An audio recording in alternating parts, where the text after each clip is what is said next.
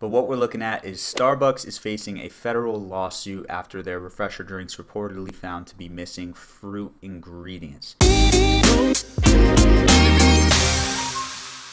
What's up, everybody? Schuyler Diehm here, founder of Reach Fat Loss and Fitness, and today we are going over a recent Starbucks lawsuit. Now, if you're tuning in for the first time, make sure you hit that subscribe button. My goal is to help you optimize your body, your mind, to become the healthiest, happiest version of you, and also keep you updated on all these shenanigans going on in the world of health. Now, if you've been following my content for a while, you probably realized that there are a lot of shenanigans going on, that a lot of companies are doing some pretty unethical things, that the world of health is getting more complex every single day, and this recent lawsuit basically agrees with that. But what we're looking at is Starbucks is facing a federal lawsuit after their refresher drinks reportedly found to be missing fruit ingredients. So scroll down here. Starbucks refreshers serve as a lightly caffeinated fruity coffee alternative. However, a recent lawsuit alleges that the fruity part of these beverages may be deceiving. According to the complaint, these drinks don't contain the fruits they claim to. Okay, interesting. So there are several varieties of Starbucks refreshers. We got mango dragonfruit, lemonade, strawberry acai, pineapple passion fruit.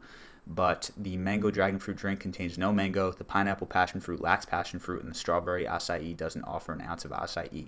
Yikes. So this is interesting, right? This is coming out of New York. Obviously, with lawsuits, you're innocent until proven guilty, but I think it's important to kind of note where these things coming from. And so what do the beverages actually contain, if not the fruits their names boast? According to the complaint, they are predominantly made with water, grape juice concentrate, which is basically a boiled down sugar with no nutritional value, and sugar. Additionally, bits of freeze-dried strawberries, pineapple, and dragon fruit can be found in these refreshers, but these additions only make up half of the names of the drinks.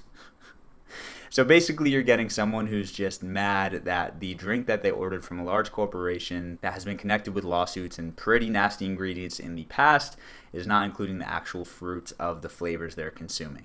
Obviously, Starbucks is going to take on the lawsuit. They say the complaints are inaccurate and the allegations in the complaint are inaccurate and without merit. We look forward to defending ourselves against these claims. Of course, they look forward to it.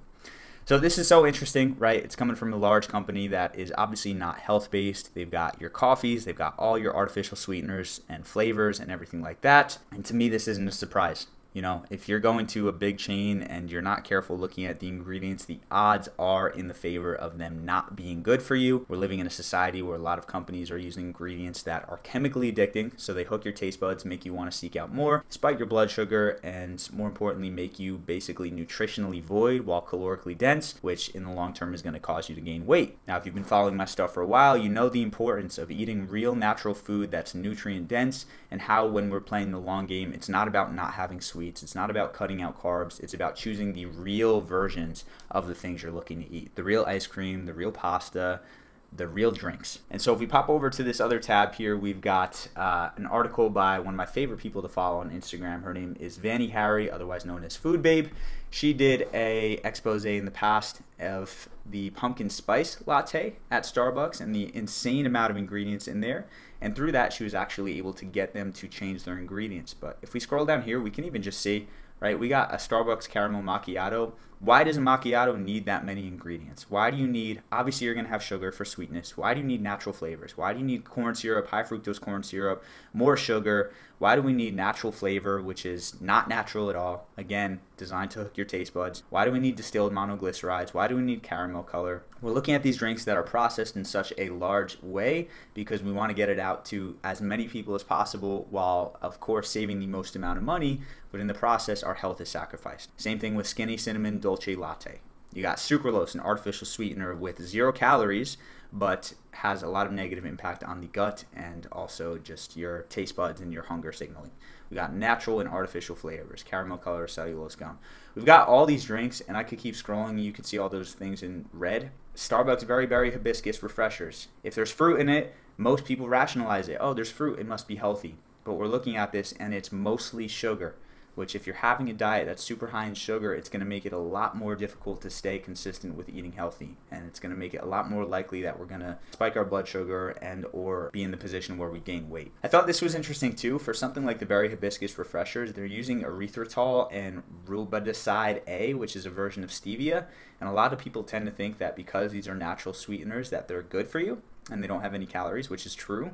But erythritol specifically, if it's not organic, and then however you say the second one, which is a version of stevia, is a version that's processed. Both of these are processed chemically over and over and over to the point that they negatively impact your body.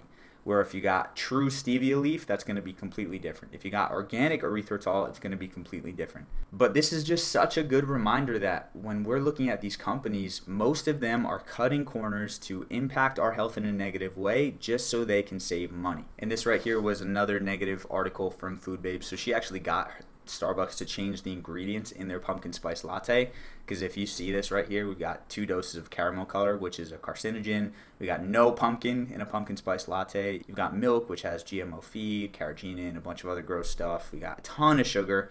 Grande has over 50 grams of sugar in this one drink, which is insane. Natural flavors, artificial flavors, preservatives, sulfites, pesticide residue.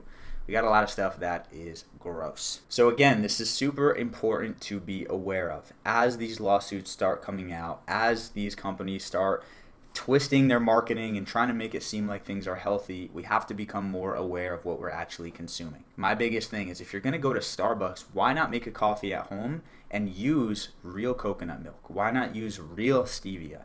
Why not flavor it with legit chocolate or things that are actually nutritious for you and real food rather than these artificial ingredients, especially if you're trying to lose weight? Because what ends up happening is when your body has processed ingredients, it typically stimulates your appetite, makes you want to crave out more, and it also slows your metabolism.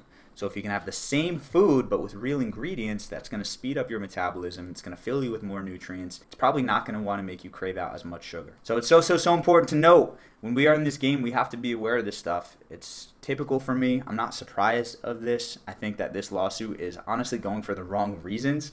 Right? Obviously, you can't really sue a company because their ingredients aren't healthy, but we have to start being aware of what's going on, of the terrible ingredients in some of the stuff we consume, and how these small ingredients, which we rationalize as, oh, it's just one a day, or oh, I'm just having a little bit here and there, they add up and they create a lot of health issues, digestive issues, metabolism issues, all the things that are making us overweight and sick. So, with that being said, do you drink Starbucks?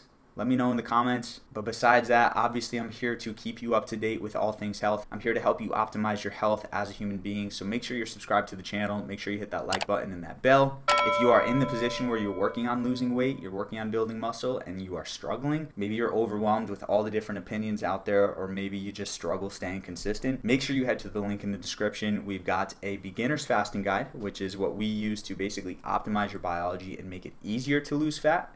And we've also got a link there if you are interested in working together and getting the same results that my wonderful students have been getting. So with that being said, I appreciate you all immensely. And of course, as always, make sure to eat smart, move more, sleep deep, and be grateful for this moment. I'll see you in the next video.